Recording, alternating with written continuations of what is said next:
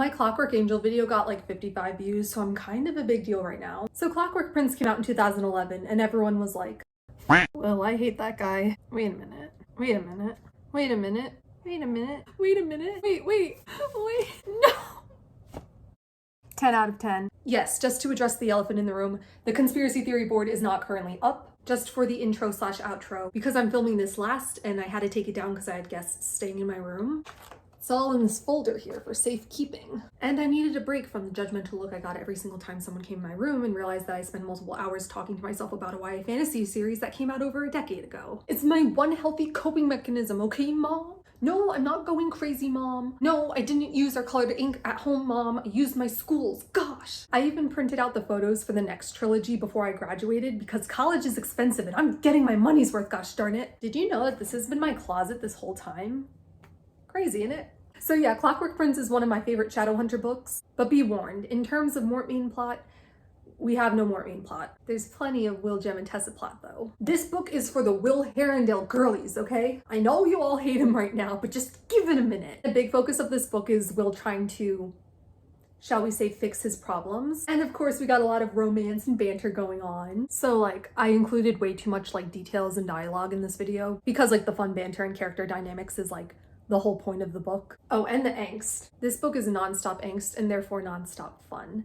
Cause y'all know I love the pain. Also, it's been requested that I split this book up into like multiple videos, and I am nothing if not a people pleaser, so you're welcome. Now that I have finished my defensive rant, because I need you guys to like these books or I will actually cry, I think we're ready to go. Time for the prologue. Prologue. We open up the book with none other than Will Herondale. Will Herondale. In a graveyard, doing a drug deal with a ghost. Oh yeah. There's ghosts in this universe. So ghosts can make themselves seen slash heard to other people if they want to and if they're strong enough. But Herondales can see and hear ghosts who don't even want to be seen. Some families pass down their hair color, Herondales pass down cool ghost powers and a flair for the dramatic. So he's here to meet with a ghost called Old Moll. Remember how Will had asked Magnus at the end of the last book for some help? It turns out that Magnus has been sending Will on these errands to gather some ingredients. We don't know what for. So he's done business with Old Moll several times. So in this universe, ghosts are tied to the earth by some object they need to find or some unfinished business that they need to do. Old Moll needs to find her wedding ring, so Will pays her with like a bag of wedding rings. She's about to leave, but Will has something else he needs. Not for Magnus though, for himself. He's like, wait, do you have a sort of love potion? And she's like, Will Herondale? Needing a love potion. He's like, no, I was looking for the opposite, really. Something that would put an end to being in love. She's like, a hatred potion? He's like, I was hoping for something more akin to indifference, tolerance. And she's like, if you want a girl to hate you, I'm sure you can figure it out on your own. I can't do accents, I'm sorry. And she vanishes and Will's like, not for her, for me.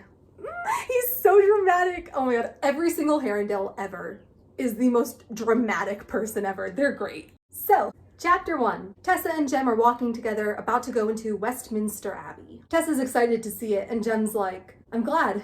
I was starting to worry that everything in London was going to be a disappointment for you. And she looks at him and smiles and says, not everything has been. They're cute, guys. You don't understand. They're cute, okay? They're cute. So, it turns out that they're going to a Shadowhunter Council meeting. Not just like an enclave meeting with just the London Shadowhunters, but like a full clave meeting with the Shadowhunters all over the world to discuss the whole Mortmain thing. And they're at Westminster Abbey because the council hall where they hold the meetings has magical entrances all over the world. And this is where one of the entrances is. And like the clave has worked with like monarchies slash governments in the past to get money slash resources in exchange for keeping demons outside of the kingdom. So that's why they have entrances and access to places like this. These two are running a little late, but Jem quickly takes her to look at Poet's Corner, where they have like these fake slash symbolic graves of different like poets and stuff. Tessa's like, how did you know I would like this? And it's like, Tessa, your one hobby is reading. Like, come on. It's fine. It's fine. And Jem's like, well, whenever I picture you with a book. And he's like blushing a little. Poor guy can't hide when he blushes, even a little bit, because he's so pale from being ill. Friendly reminder that Jem is dying a slow and painful death. because Cassandra Clare hates me. But yeah, the thing I like about Jem is that he's like so open and honest with his feelings, unlike a certain emotionally repressed son of a gun whom I love dearly. So Tessa and Jem have gotten like really close in the past few weeks, and he's been acting as her tour guide, taking her out on trips to different tourist attractions and stuff. And Tessa, who was feeling super depressed at the end of Clockwork Angel, has started to kind of crawl out of that unhappiness. In quotes, she'd even found herself laughing, and she had Jem to thank for it. I mean, how could you not love them? Come on, they're so cute. Will suddenly, of course, shows up behind them, being all dramatic and stuff. Oh, I guess I should like acknowledge now that Tessa has now accepted that like something is deeply wrong with Will. And she's like, I don't need to deal with him or interact with him. He's terrible, he sucks, we hate him. But like, she still kind of feels like some attraction towards him, very much against her will. Against her will. I hate myself. I don't think I explained this well, so I'm just going to clarify. Tessa knows that Will likely just said that stuff on the roof, like in an attempt to push her away, and that he probably isn't actually racist towards warlocks. But even with that knowledge, she's like, yeah, there's no excuse for him saying those things and trying to push her away, so she's still angry at him, but like it kind of excuses her crush on him a little bit more. She's like, Will's so hot, I mean psychotic. I mean, hot, he puts the hot in I mean, I hate him. Yeah. Jem's like, you're late to the council meeting, Will. And Will's like, so are you. They're in love. But yeah, I had an errand to run. And Tessa notes that, as usual, he looks super sleep deprived, super not well. And she's like, but that's none of my business. Who cares if he isn't taking care of himself? I don't care. Okay. So they take this secret entrance to Council Hall, which is a big amphitheater, and it's like full of shadow hunters from around the world. There's a dais in the middle in which the consul is sitting. Consul Wayland. So this is the consul, he's like the leader of the whole clave, he's like the president. There's also the council, which is like the representatives who vote for the consul and other matters. Sometimes there's like emergency meetings where like every active shadow hunter has to vote/attend. There's also the inquisitor. Oh, I didn't get the inquisitor. There's also the inquisitor. Pretend that's Ernie. I forgot to print him out. And he questions people and helps run trials and things like that. Got it? Consul, council, inquisitor, Bert and Ernie, Thomas is dead. Our main trio arrives, sits down with Jessamine, and then Henry and Charlotte are being questioned about Mortmain. They finish, and then it's Tessa's turn. Normally for interrogations, they use something called the mortal sword, which makes you tell the truth when you hold it. But it only works on shadow hunters. So Benedict Lightwood, screw you Lightwood, is like, she's a warlock. She doesn't even go here. The mortal sword won't even work on her. And Consul Wayland's like, fine, her testimony will only count as half a shadow hunter's. Fantasy racism. Anyways, the Inquisitor mentions that he investigated Tessa's parents and Nate. All the evidence points towards them being human. So they're confused about why Tessa doesn't have a warlock's mark if supposedly her biological father was a demon and her mother is a human. Yeah, it still ain't adding up. And remember that button that Will managed to cut off Mortmain before he disappeared in the sanctuary? Tessa tried using it to turn into Mortmain to get more information on his whereabouts, but there's some sort of block so she can't do it. The Inquisitor's like, how convenient. So after all the questioning, Consul Wayland is like, okay, so we're gonna censure Henry and Charlotte, and for the next 3 months, any decisions that they make will have to be brought to me for approval first. And then Benedict Lightwood, screw you Lightwood, is like, I challenge Henry and Charlotte to a dance battle. Winner gets to run the Institute. Basically, Benedict thinks that Charlotte sucks at running the Institute because it was her guidance that made them fall for Mortmain's trap, even though everyone else was fooled and thought that De Quincey was the Magister. And because they killed De Quincey, now their relationship with the Downworlders suck, even though Benedict was the one who decided to kill De Quincey. Benedict has like a lot of political power, being from like a super old and influential Shadowhunter family. So he's got people backing him up. And they basically pressure the consul to say that if Charlotte and the rest of the Institute gang don't find Mortmain in 2 weeks without any help from the rest of the clave, then Benedict will get the Institute. Will is ready to throw hands, and Jem quite literally has to hold him by the back of his collar to prevent him from throwing hands with Benedict. Oh, and Benedict also says that Tessa and Sophie should get trained in self-defense/fighting in case they get attacked by Mortmain again. And Jessie too, because she's behind on her training. Which, like,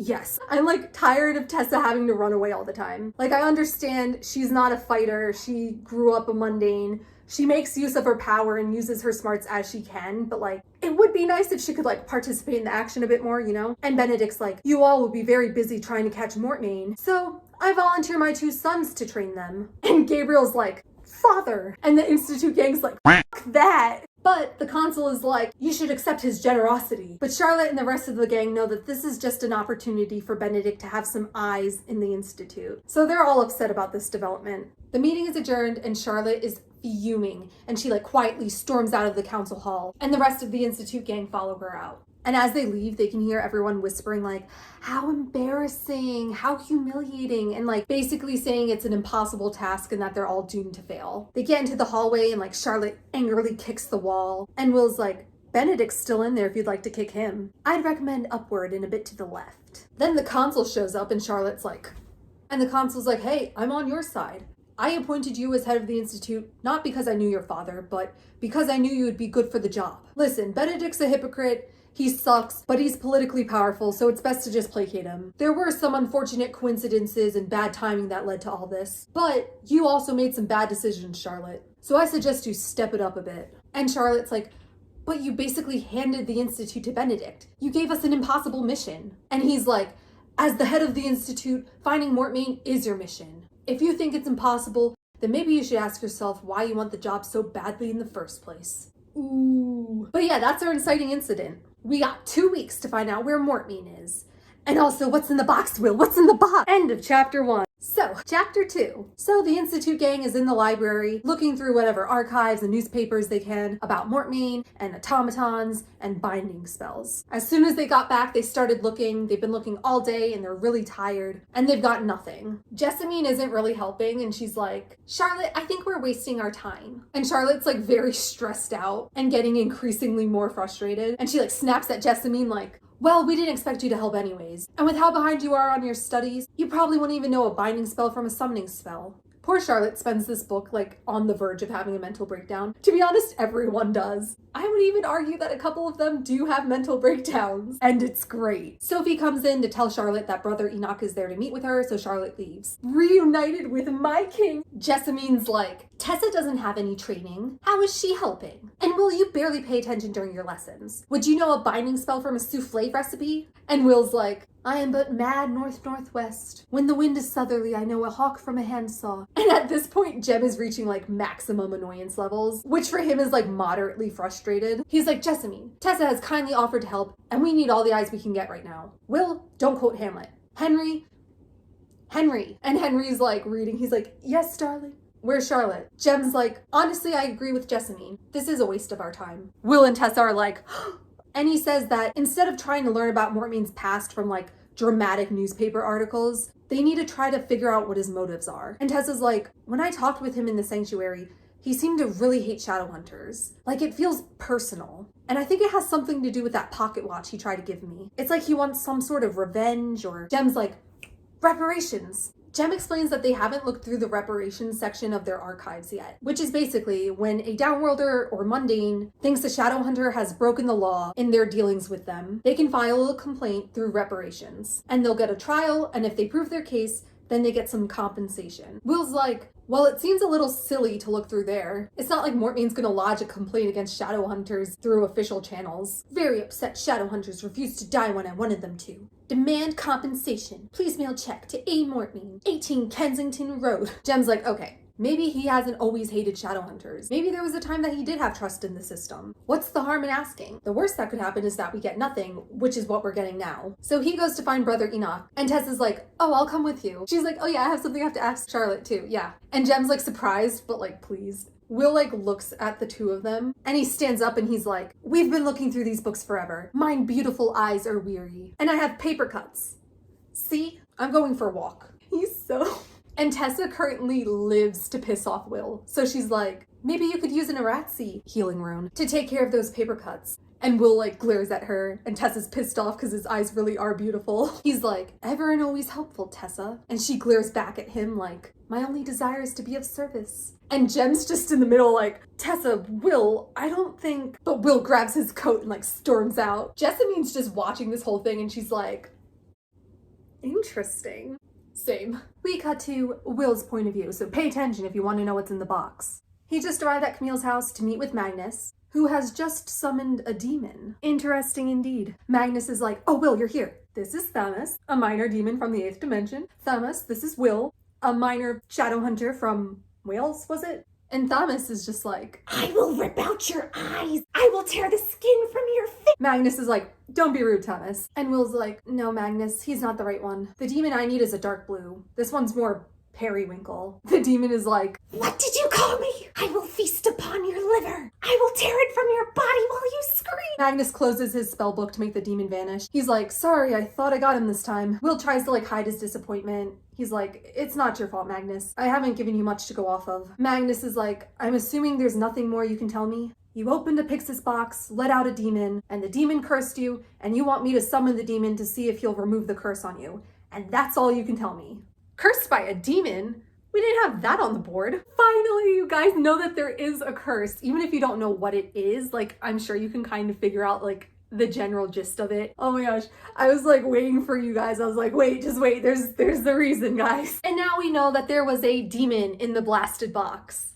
A Pixis box. But it's like so hard for me to like depict Will's character without including like every single line. Like, how are you guys gonna love Will if you don't get the whole context of his character and see all the subtleties in his behavior? Like, I need you guys to like Will, okay? But I can't have this video be 20 hours long, so even though I want it to be 20 hours long. I just want to read the book to you guys and live vicariously through you as you guys discover the book for the first time, because I can't read this book for the first time again. I basically have this series memorized at this point. But yeah, Will in this scene is like very different with Magnus than he is with the others. He's like very on edge, like very apologetic to Magnus, pretty desperate, like very clearly not okay. Will's like, I've had 5 years to live with this curse. The idea of living with it for even another day frightens me more than the idea of death. Magnus is like, well, if you could tell me the nature of the curse. And Will's like, no, I already took a great risk in telling you of the curse's existence. If I told you any more, Magnus is like, let me guess. You don't know, but you're sure it would be bad. This has something to do with Tessa, doesn't it? And it says for how like the past 5 years, Will is like trained to not show his emotions,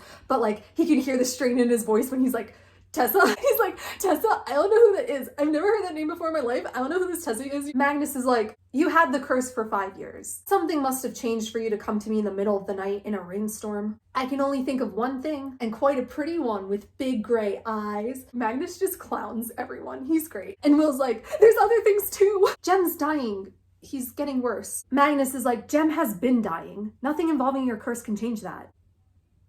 Will's like, you don't understand, and like being all dramatic and stuff. But even though it's going to be near impossible to find one demon out of like hundreds of millions, Magnus is still very intrigued by the mystery of Will Herondale. So he's still going to help him, and Will's like, thank you. Then we get a brief scene from Sophie's point of view. Ooh, she's cleaning a room because she's a maid. And here's Jem and Tessa in the hallway. They're bringing gear, aka Shadowhunter armor, to Jessamine for their training with the Lightwoods tomorrow. Sophie feels a pang because she can tell that Jem's in love with Tessa, but Sophie's in love with Jem, and it's all messy and I love it. But Tessa's like so kind-hearted and so clearly just wants a friend, and like Sophie can't hate her. But Jem and Tessa are like very flirty, and Tessa makes a joke about how she thinks the Silent Brothers should like play charades because it would make use of their natural talents. And Sophie's like, huh. I don't think anyone but Will has ever made Jem laugh that much. So it hurts a little because she knows her love for Jem is just like not gonna go anywhere. They leave, Sophie's about to go out in the hallway, but then she sees Jessamine sneaking out of her room, dressed in men's clothing with a cloak on top. Sophie's like, what the fuck? End of chapter 2. It's now time to play What's Up with Jessamine? Although the answer is, say it with me folks, very clearly many things. So, hates being a shadow hunter, and now she's sneaking out in disguise. Friendly reminder that this was 2011, so it's probably not like a questioning gender thing. It's more of just like a disguise thing. We'll have to wait until the last hours to unlock the LGBT characters. I'm sorry. Although we do get Bicon Magnus as some bonus DLC, so. But yeah, sneaking out, a little suspicious. Chapter 3. Tessa and Sophie are doing their training with the Lightwoods today. Jessamine's supposed to join them, but she claims she has a headache.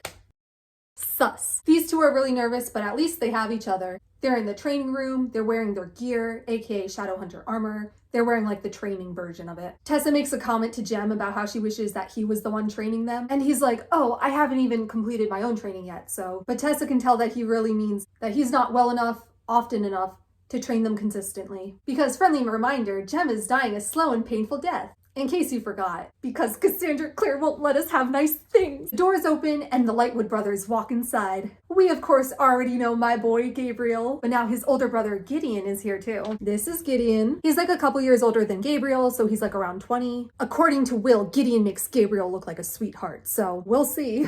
Gideon. They also brought over the 2 new servants that are going to replace Thomas and Agatha. There's a young woman like around 20 or so named Bridget. She's Irish, curly red hair, so Bridget. And the other servant is Thomas's brother, Cyril, who was a servant at a different institute, but is transferring here instead. Cyril looks just like Thomas, and everyone is like, oh my god, this is so weird. And then they just never address it again. Sometimes there'll be like a throwaway line where they're like, Cyril was there looking like Thomas, but it never goes farther than that. So this feels like a D&D joke. Like the person playing Thomas was like, he died? This is Cyril, he's Thomas's brother. It honestly probably is a D&D joke, because the author Cassie, she's a big nerd. She has some of the characters in the modern books like make references to anime and D&D and stuff. And the reason that she decided to call humans mundanes in this universe is because that's what her D&D friends would call people who don't play D&D. Like, could you imagine calling like the humans of your fantasy universe normies? So yeah, Cyril. It's not Thomas, guys, it's Cyril. See, he even has a hat. Cyril. Anyways, they have their training session. Gabriel trains Tessa, Gideon training Sophie. Gabriel's like a surprisingly patient teacher, so Tessa's like, okay. That evening at dinner, Charlotte isn't there because she went to the Bone City to look through the Silent Brothers reparations archives. Jessamine missed breakfast, training, and dinner because she has a headache. Sus. Tessa keeps trying to catch Sophie's eye while she's serving dinner, like, are you okay? Like, the 2 people you were closest with at the Institute died, and now there's these 2 new people. This is probably hard for you. But Sophie kind of avoids her gaze. Poor Tessa's like, please, Sophie, can we be friends? She's so lonely. And she realized that Sophie loves Jem, but she also knows that mundanes and Shadowhunters, like, can't be together. So she doesn't want to bring it up, and then Charlotte runs in like, I found it! Oh, shoot. I just poked a hole in my ceiling. Because it turns out there really was a reparations request made by Mortmain. She's like, Jem, this was your idea, so I waited so I could read it with you. So, Mortmain made this reparations request due to the unjust death of his parents, Anne Evelyn Shade and John Thaddeus Shade, JTS. So yeah, Tessa was right. So Mortmain was adopted by warlocks. He kept his original mundane name, which is why it's different. And Charlotte realizes that this is how he knew so much about the Shadow World, because he literally grew up in it. Oh yeah.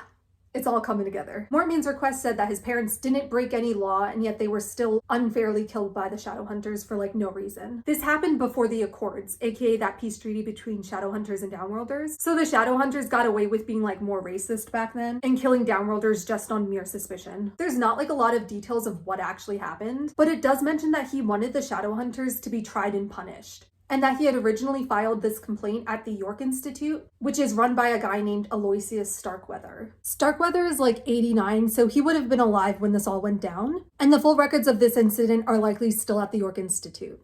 Starkweather. Charlotte's like, well, we have to go there then, but Starkweather and my father had a falling out, so he kind of hates me. Will's like, what's that poem again? Each spoke words of how, and Charlotte's like, oh, by the angel, Will, do shut up. Will keeps trying to be dramatic and like quote poetry and stuff, and all the other characters are just not having it. So Charlotte goes to send a letter to the York Institute. Tessa goes to the library after dinner because she recognized what poem Will was talking about, but she couldn't remember the rest of it. She finds it in a book, she's reading it when she hears, checking my quotations for accuracy, and of course, it's Will. I love that he can't just say hello like a normal person. He has to have a dramatic entrance, okay? Oh, also he has like a permanent memory rune, which is how he remembers all of these quotes and stuff, in case you were wondering. So this is the first time that Will and Tessa have been like alone together since that awful conversation on the roof. When they're in a group, Tessa's kind of able to just like ignore it and be polite towards Will. But now she just keeps thinking of all of the like horrible things that he said to her. She's like, well, the library's all yours. It's getting late, so. And goes to leave. Will's like, wait, Tessa. She's like, damn it, why he gotta sound so sad? She kind of still has like a crush on Will, even though she like also hates him. She's very angry at herself for it. She's like, why do I like him? Will's like, you told me before that you liked the wide, wide world, so I read it. Tessa's like, and did you like it? He's like, no, it was too sentimental. She's like, well, there's no accounting for taste. Anyways, I'm gonna go now. And Will's like, do you have any other recommendations? He's so annoying. Tessa's like, the audacity of this And she's like, I think you may have to accept that we are quite far apart on the matter of reading material, as we are on so many other things, and find your recommendations elsewhere, Mr. Herondale. Ooh. Will's like, Mr. Herondale? Tessa, I thought... You thought what? And he's like, that we could at least talk about books. I mean, wait, the audacity of this man. You insulted her. Reminder that the curse is a thing, like just putting that out there. Reminder that there is a curse, thank you. Tessa's like, fine, what do you recommend? And he says the Castle of Otranto. And she's like, And you thought A Tale of Two Cities was dumb? Except she did like Castle of Otranto, but she's not gonna tell Will that. And Will's like, I actually reread A Tale of Two Cities after we had talked about it. You were right, it isn't silly. There's too much despair in it. There's no future for Sydney, is there? A man says you were right, me, oh my god. And he's like being really edgy, talking about Sidney Carton and Lucy Manette and how they were doomed. And it's like, friendly reminder that Sidney Carton was the original edgelord. I have to like keep making jokes because I can't have you guys know that I like this cheesy, sappy stuff. Like I can't. Tessa's like, oh, that's really... Wait a minute, this is Will we're talking about. He's a terrible person. Just because he's acting sentimental now doesn't mean anything. She goes to leave and Will's like, wait, if you liked Castle of Otranto, you'd probably like Vatek by Beckford. She's like... Okay, I'll remember that. And he's just standing there like looking really sad. It's sad boy hours, okay? Like just let him be edgy. And Tessa's like, and good night, Will. And he's like, good night, Tessa. You guys don't understand, okay? You have to read the full scene. You guys don't get it. End of chapter 3. So, chapter 4. We're in the drawing room with the gang. Charlotte got word back from Starkweather and it's not good. She's like, he is the most stubborn, hypocritical, Obstinate, degenerate, mother... So basically, Starkweather refuses to see Charlotte and Henry because of the falling out he had with her dad. And Charlotte doesn't know who she can trust in the Enclave, so she's like, I don't know who I can send. Will and Jem are like, put me in, coach. But Charlotte's like, I don't know. The Clave's already annoyed with you too for the independent actions you took in defeating Mrs. Dark. Will's like, but that ought to count in our favor. We defeated a dangerous demon. And Jem's like, and we saved church. He's so funny. Will's like, I doubt that counts in our favor. That cat bit me 3 times last night. Tessa's like, that probably does count in your favor, actually. Or Jem's at least. I don't know, I love their banter. And I had to cut out all the funny lines with Jessamine and Henry because we don't have enough time. Like, please just read this book in its entirety, okay? Like, I will go to your house and read it to you if you want, okay? We can have snacks, we can make jokes, it'll be a good time. Charlotte is worried that if Starkweather knows that she sent these two though, then he won't tell them anything. Tessa's like, wait, but what if we don't have to have him tell us anything? What if we go and get an object of his and then I'll shapeshift into him and see what I can get from his memories? Jem's like, yes, then you can come with us and make sure that you pick out an object that works with your powers. Jem's like, I'm adding Tessa to the group chat. And Will's like, do not add her to the group chat. I already added her to the group chat. Charlotte's like, whatever you want, Tessa, you can go if you'd like. And Tessa's like, you said you'd be taking the train? Then I'll come, I've never been on a train before. And Will's like, that's it? You're going because you've never been on a train? And Tessa knows that doubling down will piss off Will, so she's like, yes, I should like to ride in one very much. So when do we leave? And because of what happened in the first book, Charlotte, who used to be like pretty confident, is feeling really insecure about this. She's second guessing herself and hesitant about the plan. The rest of the gang is like, we're gonna make Benedict pay for making you feel like this, Charlotte. It's cute, they love her. That afternoon, Tessa and Sophie are going to their training session with the Lightwoods. Sophie's ranting because the new cook, Bridget, is always singing these like awful Irish ballads about like murder and betrayal and heartbreak and stuff. They pass the kitchen and Bridget's singing a song about a brother who betrays his sister. And Tessa's like, Bridget does this throughout the rest of the trilogy, where she'll just be like singing songs that like foreshadow things or are relevant to the characters' current situations. And all of the characters are like, please shut up. But yeah, Tessa and Sophie are about to go into the training room, but then they overhear Gideon and Gabriel talking. Gideon's like, one day there will be a reckoning, and where you stand will matter. And Gabriel's like, we will stand with Father, of course. And Gideon's like, you don't know everything Father has done. And they're arguing about how like Benedict wants them to have the Institute. And Gideon's like, no, Charlotte is smarter than you think, Gabriel. And Gabriel's like, but she let us come train here. Shouldn't she have assumed we'd be spying for Father? Ooh. So Gideon seems to be like on our side. And Gabriel's like, if you don't agree with Father, then why did you even come back from Spain? And Gideon's like, I came back for you. He loves his brother. It's cute. Tessa and Sophie are like leaning against the door listening and they accidentally push it open. Tessa and Sophie are like, hi. And Gideon and Gabriel are like, hey. They're all suspicious. So they train, Jessamine's still not there, and Gideon makes a joke about how her headache is probably gonna last until they're done training. And Sophie laughs and Gideon looks like he's not used to having his jokes laughed at. And all I'm saying is, like most YA authors, Cassandra Clare tends to like pair up most of the characters by the end. So like, new ship? We get a brief scene of Tessa in her room at night, being edgy and thinking about how Mortmain said he made her and that there is no Tessa Gray. This is like Tessa's main conflict throughout the trilogy. She feels like she doesn't know what her identity is. Everything she knows about herself is like a lie. She has like a big identity crisis and she's like, what if I like don't shift back correctly and I like start to lose pieces of myself? So, you know, very typical coming of age type stuff. So yeah, there's more to Tessa than like swinging objects and like getting harassed by Will. Tessa hears a knock at the door and opens it to see the book that Will recommended on the ground. It has a note attached to it that has like this cringy poem that Will wrote, telling Tessa to read the book. Tessa laughs at how bad the poem is, and she's like, damn you, Will, for always being able to make me laugh. She's like, I hate you, Will. You suck, Will. So we cut to Will, Jem, and Tessa on the train ride to the York Institute. This scene was so hard to cut down because it's just like endless banter between the three of them. And I had to cut out so many funny lines and cute moments. Just read the book. Read the whole book. Just read it. Will's like, so, Tessa,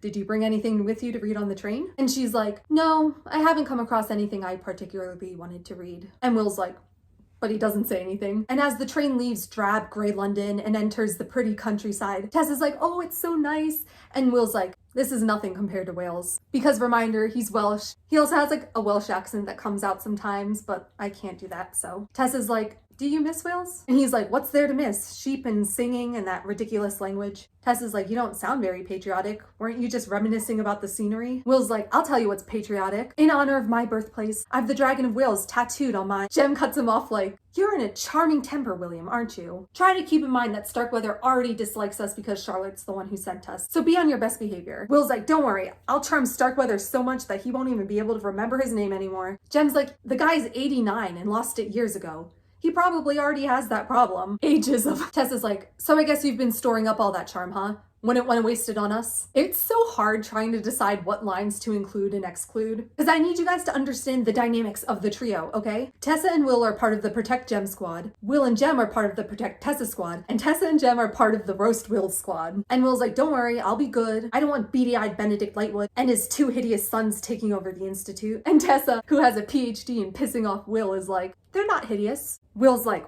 what? The Lightwood brothers, they're actually quite good looking. I spoke of the pitch black inner depths of their souls. And what color do you suppose your soul is, Will Herondale?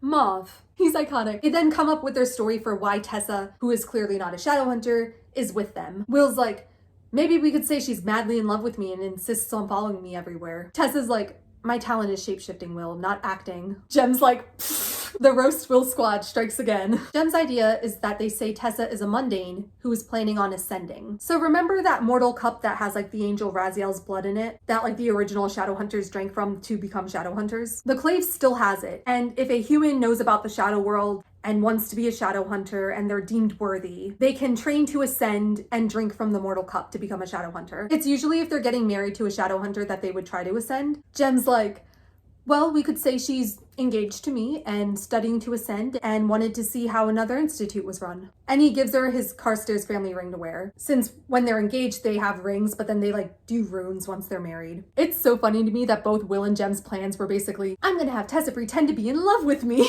I sometimes forget that they're like teenagers and then they pull shit like this and I'm like, oh yeah, they're like 17. They also end up talking about the Parabatai rune between Will and Jem. I did go over it a bit in the last video, but as a bit of a refresher, Parabatais are two shadow hunters who swear an oath to be partners in battle and fight alongside each other for life and like put their life above your own. They train together and then they have like a ceremony where they say their oaths and draw like permanent runes on each other. Certain runes, like healing runes, fade after you use them, but some runes are permanent, and this one is. And the benefit of having a Parabatai is that you can like draw energy from each other, so it makes you both stronger, and runes that are put on you by your Parabatai are like twice as strong as runes put on by someone else. And it's serious. Like, the only thing that can sever a Parabatai bond is death. Tessa's like, wow, it's kind of like being married in the Catholic Church, huh? King Henry VIII had to come up with a new religion to get out of his marriage. And Jem's like, well, Will won't have to come up with a religion just to get rid of me. He'll be free of me soon enough. Which, like, shut the f up, Jem. Like, I'm not joking. Shut up. I love you. Will looks over alarmed and Tessa's like, don't abandon hope, Jem. There could still be a cure. Which, like, Tessa, not your place. Shut up. Will's ready to fight Tessa, but Jem's like, I haven't abandoned all hope. I just hope for different things than you do, Tessa Gray. Literally everyone but Jem is worried about his death. Everyone else is like, you can't die, Jem, and Jem's like, Chapter 5. So they eventually make it to the York Institute, which is really tiny in a super rural area. Rural. Jem like loops his arm with Tessa's and he's like, shall we go, my betrothed? He's having a lot of fun with this. Leave him be. Tessa's also having a good time. Meanwhile, Will's watching them both, even as the coachman's trying to talk to him, and he like locks eyes with Tessa, and then she looks away. I live for the drama. Like, this is my shit, okay? Some people like romance for like the I like it for the slow burn pining, okay? I want the longing gazes. I want like the brush of a hand. I want them standing like really close to each other but not touching because they know they can't be together. It's about the journey, not the destination, okay? So they meet Starkweather. He like immediately roasts Will and Jem, but then he looks at Tessa and he's like, and she's like, Jem's like, what? Will's like, yeah, this is Tessa Gray. She's a mundane. She's engaged to Mr. Carstairs. She's an ascendant. Starkweather's like, a mundane, you say? Well, yes. Times are changing. Yes, I suppose. It seems like he was planning on sending them away, but then he saw Tessa and changed his mind. So that was weird. Anyways, the York Institute is like decorated with lightning bolts, which is the Starkweather family symbol, which is weird because usually the institutes are like decorated generically because they don't belong to one family. The institutes belong to the Clave, and the consul will decide who will be the next head of the institute after the old one retires. But the Starkweathers have run the York Institute for generations, so they seem to think that they own the place with their little lightning bolts. Yeah, all the Shadowhunter families have their own symbols. The Carstairs family symbol is a castle, the Lightwoods is a fire, and the Herondales is a clown. I mean, herons. Yeah. Tessa's walking and notices this portrait of like a sickly little girl. And there's a placard underneath that reads, Adele Starkweather, 1842. Based on the year, she guesses that it's probably Starkweather's granddaughter. And you can see on my Starkweather art, it's kind of tiny, but there's like the little portrait of Adele in the back. She's dead, in case you were wondering. It's not Tessa, by the way. She was not born then. So they go to supper, and then Starkweather shows up with the full reparations records. Starkweather's like, ah yes, I remember this. The reparations request was for 2 warlocks named the Shades, and it was made by their son. Now, warlocks are barren, and like Will like shifts uncomfortably in his seat and like avoids looking at Tessa. Feeling guilty, are we, Herondale? Reminder that the curse is a thing. The records show that Mortmain's parents, the Shades, were in possession of the Book of the White, which is like a super powerful spell book. It shows up in some of the other books in the series too. And its focus is on binding and unbinding spells. And warlocks / magic casters aren't allowed to have the book. And Mortmain's dad was like digging up corpses and using the book for like necromancy, which is very illegal. And this was before the Accords, so like an enclave group just came and killed them both. And Mortmain wasn't there. He claims that his mom didn't know what his dad was doing, and so she was innocent and shouldn't have been killed. Part of his request was also that he wanted the Book of the White back, and the Clave was like, no. The reparations request also has the address of where he was staying when he sent it. It's a manor that's in Yorkshire, so the gang's like, okay, we're gonna visit there tomorrow and see if there's any clues. Starkweather's like, well, you can look, but most of the Shades' possessions have been taken for spoils, so. And Tessa's like, spoils? And Will and Jem look at her like, Starkweather's like, does that interest you, girl? Come with me, let me show you. And he takes her to this room where he keeps the spoils of battles against Downworlders. Oh, also Starkweather has been like racist this whole time. And he calls the time before the Accords the glory days, so. Yes, so the spoils room has like the possessions and body parts of Downworlders, including an entire section with just warlocks marks, because apparently they're very valuable on the market. There's like a skull with tusks, severed taloned hands, one guy's literal entire decapitated head that's like hanging up. It's like the Mutter Museum, you know, in Philly, but with fantasy creatures and like significantly more body parts, if that's even possible. Tessa's like in shock and super angry, kind of trauma dissociating. They like take her back to her room. And then Tessa can't fall asleep. And when she eventually does, she has like a really bad nightmare with the Dark Sisters like trying to chop her up and sell her for parts. And Nate's there. And Henry's there too, dissecting Tessa like he did with Miranda. It's like a whole thing. Tessa's like shaken awake and she hears a voice say, Tess, wake up. And yeah, it's Will, because only Will calls her Tess. And it's like, why the is he in Tessa's room? And he's an asshole to her, so like extra, why is he in her room? He was out on one of his like little late night depression walks and like heard her yelling out from her nightmares, so. I guess I should mention that there's like always a lot of tension between Tessa and Will. She's like, I hate you, but I also want you to make out with me. But I also hate myself for wanting that. She's so real for that. Will's like, it's okay, Tess, it was just a dream. I know it's very fanfiction-y. This came out in 2011. Just leave it be. It was the OG, okay? This was the blueprint. She's like, it felt very real. Wait, am I dreaming now? Like, why is Will here? He like comforts her and like asks her about the dream. And when she mentions Henry was there, he's like, well, that settles it. Pure fantasy. As if Henry's a danger to anyone but himself. And when she doesn't smile at that, he's like, you know I would never let anyone hurt you, right, Tess? This would be cute if he wasn't an asshole. I don't like this stuff, guys. They like almost kiss. And then like Tessa turns away at the last minute and she's like, no, I don't know that. You've made it clear what use you have for me. You shouldn't have come in here. It's not proper. And he like looks hurt. Sucks for you, Will. He's like, but you called out. And she's like, not for you. I love characters having their emotions hurt. It's so good. Tessa's like, do you regret what you said that night on the roof? Can you tell me you didn't mean what you said? And Will's like, no. Angel, forgive me. I can't say that. Tessa's like, please go, Will. Oh my god, I hate this so much. So I got my copy of Clockwork Prince secondhand, and the page that this happens on, the spine is like literally broken. Like the person was reading it and she went, oh! Oh, it cracks me up so much. I'm not going to say anything. I'm not going to say anything. I'm not. Ladies, look at the board. Back to me. Back at the board. Back to me. Sadly, your man isn't Will Herondale, but he could be if he was cursed by a freaking demon. Okay, this is a YA book. Like, it's not subtle. Like, sometimes it'll say, Wills was saying something rude, but like in an obligatory way. Like, he doesn't really mean it. Things like that. I haven't really included them because I think you guys get the picture, but it's very obvious that he's not actually an asshole and he doesn't mean the things he says. And that there's probably some other reason why he does this stuff.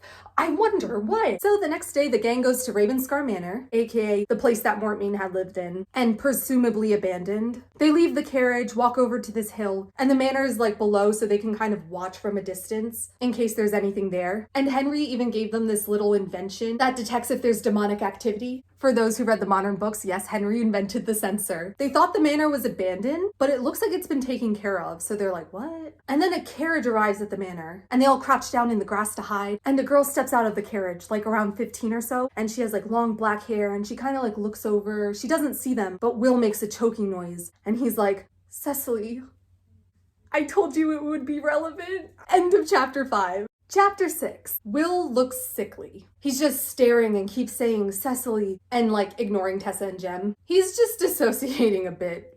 Leave him be. Jem and Tessa are like, Will, you have to talk to us. Who's Cecily? And Will finally says, my sister. She was 9 when I left. Oh. And he like starts going down the hill to get to her, and Jem like grabs his wrist. He's like, no, you can't. And Will's like, that's my family's carriage. If Cecily's there, then my family's there. And that means Mortmain's dragged them into this. And I have to warn them. Oh my god. I'm such a bad person. I get so excited when characters have breakdowns. And Jem's like trying to stop Will, and Will's trying to like push Jem away. And then like Jem ends up like pinning Will to the ground. Will's like, get off of me. You don't understand. Your family's dead. And Jem's like, I do understand. And unless you want your family dead too, you'll listen to me. Look. And there's like an automaton hiding in the forest behind them that's like watching them. Jem's like, I thought I saw a flash of metal earlier. It's been following us, and if you go to your family, it'll follow you there. Will's like, fine, let me up. I promise I won't go to the manor. And Jem's like, no. Will's like, I swear on Raziel's name, I won't go. Jem lets him up, and then Will bolts, but towards the automaton. Jem's like, Will, and like starts going after him. And then Tessa's like, Jem, and starts going after him. This is just the Three Stooges, okay?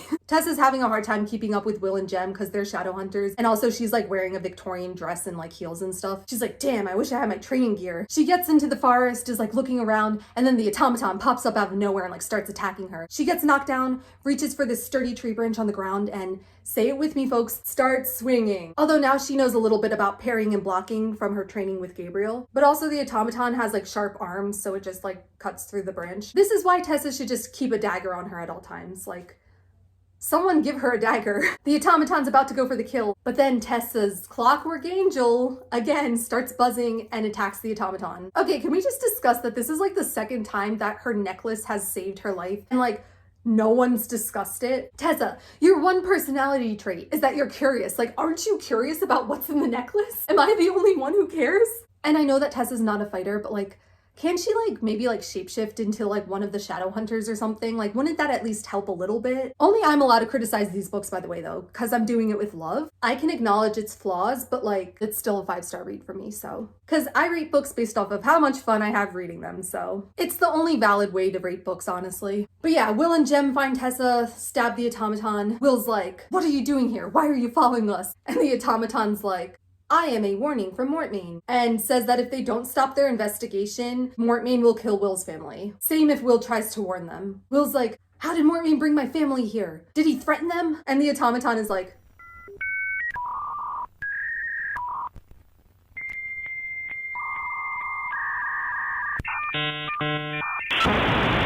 I am a warning from Mortmain. Will's like, ah, and like starts stabbing the automaton over and over again. And Jem has to pull him back like, Will, enough. They see other automatons watching them in the distance. So Jem's like, Will, we gotta leave if you don't want them attacking your family. Will doesn't want to go, but he knows that Jem's right. They end up like silently hiding the automaton's remains in the dirt. They get back to the carriage and Jem and Tessa are like trying to talk to Will gently, but he just stares out the window. Jem's like, Will, I thought your sister was dead. And Will finally looks over at Jem and gives an eerie smile and says, my sister is dead.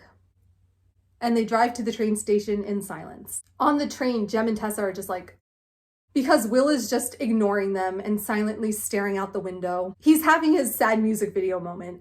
Leave him be. Jem goes to grab something, so Tessa and Will are alone in the compartment. Tessa tries to be nice and she's like, Will, last night, trying to like thank him for like helping her with her nightmare last night. And he's like, there was no last night. Okay. Cursed by demon, guys. Tessa's back into roast Will mode. She's like, wow, really? We just went from one afternoon to the next? Remarkable. Will's like, don't test me, Tessa. And she's like, your sister's alive. Shouldn't you be grateful? And he's like, Tessa, and like she can't read his expression. And then Jem comes back with a cloth to like clean the mud and blood off their hands. And he's like, a miracle, you got Will to speak. And Will goes back to staring out the window. Jem and Tessa are like getting the blood off their hands and stuff. And he says that Tessa did well on their mission. She's like, I doubt I was any help, but thanks. And Jem's like, well, that's why we're training you. And it's like really cute. Tessa asks Jem if he knows why Mortmain had Will's family living there. And Jem like looks over at Will in a loving way. And Tessa thinks about how because of Jem's illness, like you would think that Will's the one like taking care of Jem. But like Jem is watching over Will just as much as Will's watching over Jem, and they like both need each other and their friendship is so... Jem's like, I don't know what Mortmain's plans are, but I think he's playing the long game. And Tessa with her identity crisis is like, I don't even know what Mortmain wants with me. He said he made me as if he could unmake me. And Jem's like, no one can unmake you. And Mortmain underestimates you. I saw you there with that branch. And Tessa's like, yeah, but it wasn't enough. If it hadn't been for my angel. And they're just like, yeah, I don't know. The angel's a mystery. Tessa's background's a mystery. Tessa's powers are a mystery. Oh, also Tessa shows Jem that she like snatched this button that fell off of Starkweather's coat. So luckily she didn't have to turn into him, but if she needs to, she can. So yeah, Tessa's not like suddenly an amazing fighter after 2 training sessions, but she's good at like sneaking around and doing some deception and stuff. So Jem's like, I knew I'd be glad I brought you with us. He coughs a little, and then Will, who was like staring out the window silently this whole time, like looks over, but there's no blood and Jem's fine and like Will's shoulders relax. He's like, even when he's not paying attention, he's always paying attention to Jem, you know what I mean? He loves Jem so much. Tessa realizes that she still has Jem's ring and she's like, oh, sorry, I forgot to give it back to you. And Jem's like, this boy, I swear to God. He's like, it's okay. I like the way it looks on you. Bro, what? Bro, you proposing this quickly? It's fine, Tessa's into it. They arrive at the station and like Will has a look in his eye and then Jem's like, Will, don't. But he already runs out and starts pushing his way through the crowd. Jem's about to go after him, but then he looks back and sees Tessa and knows she's not a shadow hunter, so she can't keep up. And so he stays. And Tessa's like, no, you can go. Jem's like, it's okay. Will can take care of himself. And he probably just wants to be alone right now. And Tessa like thinks of the agony that was in Will's eyes when they were at the manor and hopes that Jem is right. End of chapter 6. So Cecily is Will's little sister. There's confusion about whether his sister was dead or alive. Will's very upset. I love when characters have breakdowns. I love it. There's something wrong with me. Chapter 7.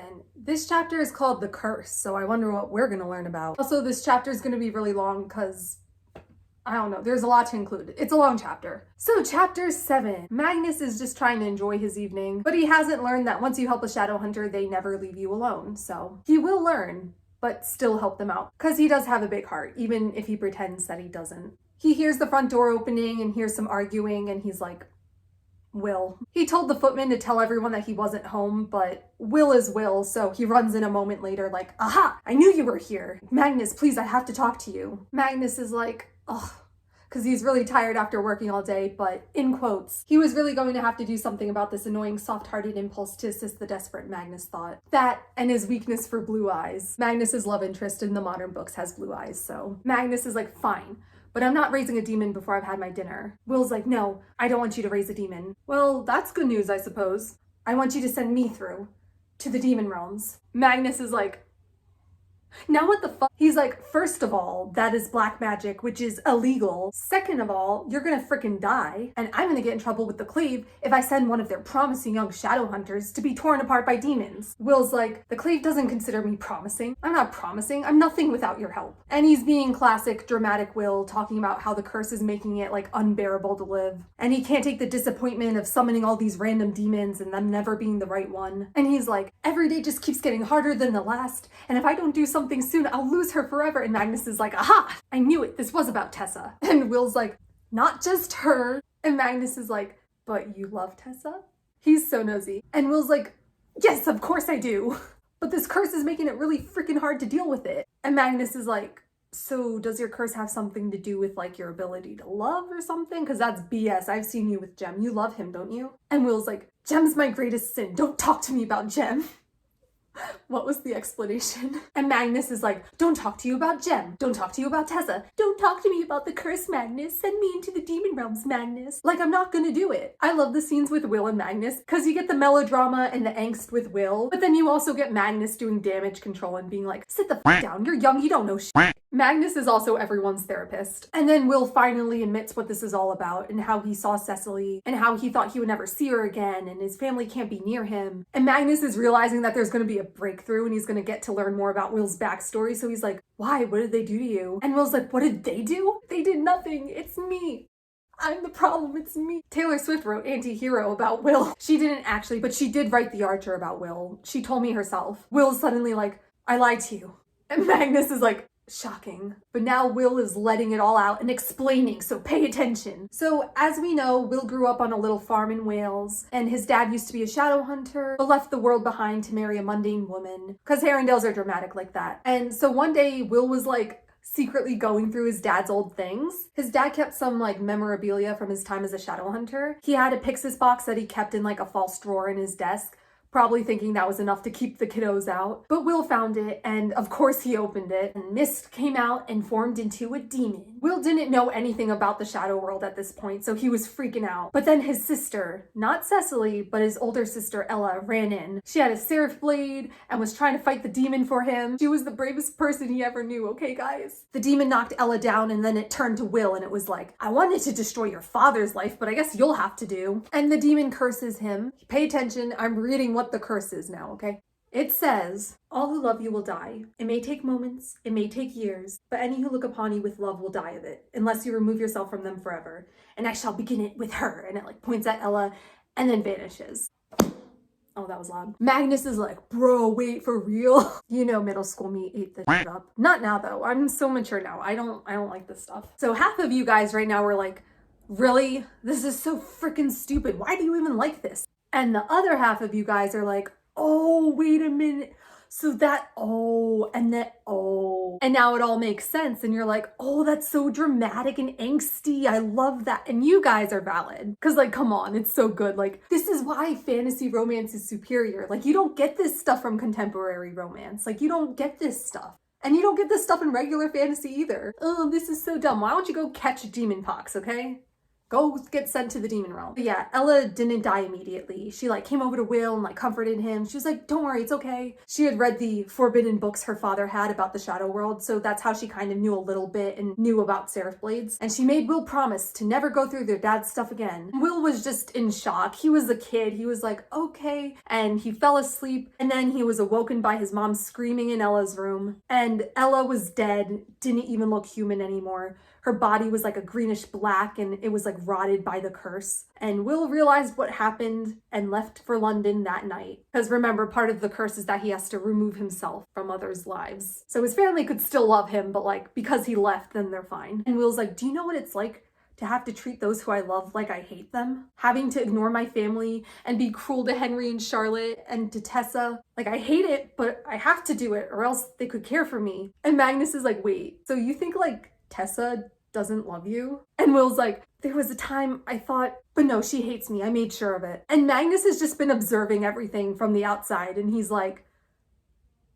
okay. And then Magnus is like, wait a minute, Jem? And Will's like, Jem really is Will's greatest sin, guys. Will thinks that maybe the curse like might not affect Jem because Jem's like already dying. But if it does affect Jem, it'll at least be a quick death like Ella's was, instead of this slow, painful thing Jem has going on. Will's like, no one can live with nothing, Magnus. Jem's all I have. Jem's all he has, guys. Fling me into the sun. Freaking send me to the demon realms. I can't take it anymore. Kind of fucked up that Will is like, I guess Jem can die. That's not. He thinks it's not. But yeah, Will has never told anyone but Magnus. Like if he told Henry and Charlotte the only reason he's mean to them is to protect them, who's to say they won't pity him and then come to care for him? And he hasn't told Jem because he doesn't want to like burden him with that knowledge and like make him feel bad for him and stuff. So he goes out all night and comes up with these stories to keep up this like party boy persona, even though he doesn't want to. And he has to push everyone away. Magnus is like, what, so f me? You don't care if the curse gets me? And Will's like, well, I'm sure you have some warlock magic that could protect you against this kind of stuff. And also, you don't even care about me, so like, meanwhile, Magnus has come to like really care about Will. He's like, he's my bro. Will's like under the impression that he's doing like a really great job of pushing everyone away and like no one cares about him. It's like kind of funny, but also kind of sad. But you guys don't understand. Have you guys thought about how like Will had to leave his family because of the curse and because his older sister Ella died, and then he came to the London Institute and then he freaking met Charlotte, who is like this older sister figure for him, and he had to be mean to her? Yeah, you guys read your little like serious, oh yeah, high literature. No, none of that compares to shit like this, okay? And because the demon said it might take years for the curse to take place, we don't even know who's affected at this point. It's great. Chapter 7, Part 2, because long chapter, so I split it up into 2 parts. The rest of the Institute gang is in the drawing room. The amount of stuff that goes on in the drawing room. Jem and Tessa told everyone about what happened, and Charlotte's like, so Will's just gone? They know that Will goes out every night anyways, but it's just kind of different because he saw his little sister and he was kind of upset. Charlotte's like, oh, poor Will. She doesn't love him, guys. She's totally safe from the curse, guys. She's like, I thought maybe he was finally starting to forget. Jessamine's like, no one ever forgets about their family. Because reminder, she's got trauma. Her parents are dead. Everyone's parents are dead, except for Will's. But in his case, it might be worse that his parents are alive. Charlotte's like, no, of course not. But I thought maybe he wasn't carrying that weight constantly. And Jessamine's like, as if we know what to do with Will if he wasn't depressed all day. Besides, he probably didn't even care that much about his family if he left them. Tessa's like, you don't know why he left. You didn't see his face at Ravenscar Manor. And Charlotte's like, of all the places they would go. And Jem's like, hold up, you knew they left Wales? So it turns out that when Will's family came looking for him at the London Institute, and Charlotte was trying to convince Will to at least say goodbye, because this would be the last chance he'd have to ever talk to them or find out any news about them, he was like, just please promise me that you'll tell me if they die, Charlotte. And she couldn't say no. So she's been secretly paying a warlock named Ragnar Fell to keep tabs on Will's family. So it turns out that Will's dad turned to gambling and drinking after Will left and Ella died. And then a few years later, he lost the house gambling and they had to move. But Ragnar wasn't able to find out where they moved. So yeah, mission accomplished for the demon that cursed Will. He really did ruin Will's dad's life. And Will's life as a bonus. And Charlotte never told Will about what happened with his family because she didn't want to like upset him. And she only promised she'd tell him if they died. Charlotte's like, I shouldn't have made that promise to him. I'm breaking the law to do it. And Jem's like, when Will truly wants something, he can break your heart. Because he can. But yeah, they decide to contact Ragnar Fell again to see if he can find out anything about Mortmain's connection to Will's family. And Tessa's like, wait, something doesn't add up though. The reparations demand was filed in 1825 and Mortmain was 22 at the time. So he should be in his 70s, but he looks like he's in his 40s. Charlotte thinks he might have used some like dark magic from the Book of the White to like prolong his life. And Jem's like, oh, he probably pulled the vampire trick. Because like all the newspapers say that he inherited the company from his dad. Really, he owned the company and faked his own death and then pretended to be his son. So they kind of figured out some stuff about his backstory, but they don't know where he is. And Jessamine's like, only 9 days left, Charlotte. So Charlotte's like, Tessa, I know you dislike changing, but we need more information. And you have Starkweather's button. I didn't mention this, but he did confirm that he was part of the group of Shadowhunters who killed the Shades, so. And Tessa's like, well, I am the one who offered, so. And she goes to her room to change alone. It's painful and hard to figure out what's going on, because Starkweather has been kind of losing it. So she gets like bits and pieces of some memories, but she's able to catch a glimpse of John Shade, Mortmain's dad, talking to Mortmain. There's like some automatons that are like prototypes, and John Shade's like, one day I shall rule a clockwork kingdom of such beings, and you shall be its prince. Roll credits. And the mom was there too, so like she did know about the automatons. Tessa's trying to hold on to the memory, but it's like really hard. She gets a glimpse of the aftermath after they killed the Shades. She sees Adele for a split second, his granddaughter, screaming in pain as she dies. And also she sees her own face. And she feels the shock that Starkweather felt when he first saw her. It like throws her out of the change and she turns back into herself. I already know what you're thinking. Put a pin in that. Tessa will address that. Just give it a minute. Tessa like throws the window open to try to like cool herself down, but then she catches a glimpse of Mrs. Dark. Tessa's got a bit of PTSD. She kind of like jumps back and then like she slowly looks out the window again, but Mrs. Dark's not there. And she's like, it's just my imagination. Is it, Tessa? Is it? She doesn't know she's the main character of a story. She doesn't know. Back to Will and Magnus. Will's like, so you won't help me then? Magnus is like, if your definition of help is sending you to the demon realms to get torn to shreds by demons, then no, I won't help you. Go home, sleep it off. Will's like, I'm not drunk. And Magnus is like, you might as well be. You think you're the only person who's ever lost someone? Magnus's story is so sad. He's lost so many people over the years because like he's immortal and stuff. Will's like, don't make it sound like that. This isn't like ordinary grief that can be fixed with time. This is like a fresh wound every day. And Magnus is like, yeah, that's the genius behind curses. Will's like, it would have been one thing if the curse was that everyone I love would die. I could keep myself from loving others. Magnus is like, okay. And Will's like, but having to keep others from caring about me and pretending to be someone else is exhausting. And he says that after all these years of like having to hide any kindness, he can feel himself like losing the parts of himself that were good. And Will says, in quotes, that which is good and honest and true, if you hold it away from yourself long enough, do you lose it entirely?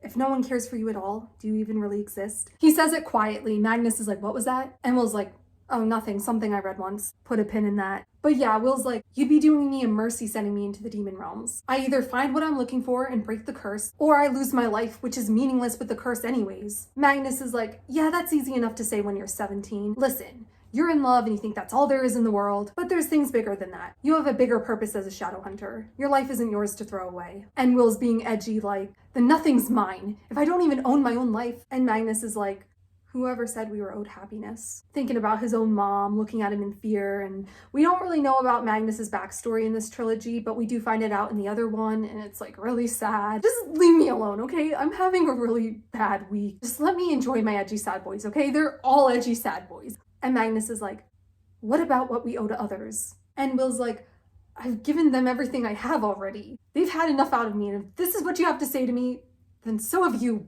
Warlock. And he like storms out. Magnus is like, maybe I shouldn't have been so harsh with him. Oh, I'm kind of worried about him. End of chapter 7. Sorry it was long. So I think this is a good point to stop. How y'all doing? Are you starting to maybe care about Will now that you know about the curse? Has your whole mindset about his character changed? When I first read these books, I never like fully hated Will because like I had faith that there was a reason, you know? It's not because I thought he was cute. That's not it. But after the first video, I like texted all of my friends individually and you all hated him. You were like, he sucks. I don't know why you like him. And now you do, because he like has such a big heart, guys. Like you don't know him like I do, okay? I've even had a couple of you guys read the books and have successfully converted you to the Will Herondale fan club. Welcome. I feel like I have so much to say about Will and like, I can't think of anything right now. To quote Mr. Knightley, if I loved you less, I might be able to talk about it more. Jane Austen really popped off when she wrote Emma. Like she really did. Like, I don't know, Will's just like a sad guy who like really cares about his friends and his family, and he's like just trying to survive. I fully believe that Jem is like the one thing that kept Will alive all these years, because without Jem, Will has no one. And he really thinks that like besides Jem, like no one loves him. And he can't even like tell anyone, not even Jem, about the curse. So he's just like silently suffering, not wanting to be this way. And on top of that, like literally everyone hates him. Like, and he can't tell them like that's not who he is as a person. Listen, reading these books hits differently when you're going through it, okay? It's so angsty. But yes, I am having the best time right now forcing you guys to have the same interests as me. It's great. It's like a little book club. I already have the next few chapters filmed from beforehand, so hopefully the next video won't take so long. Now, if you'll excuse me, I have to put this conspiracy theory board back up. Oh, and don't worry guys, I'm totally safe from the curse.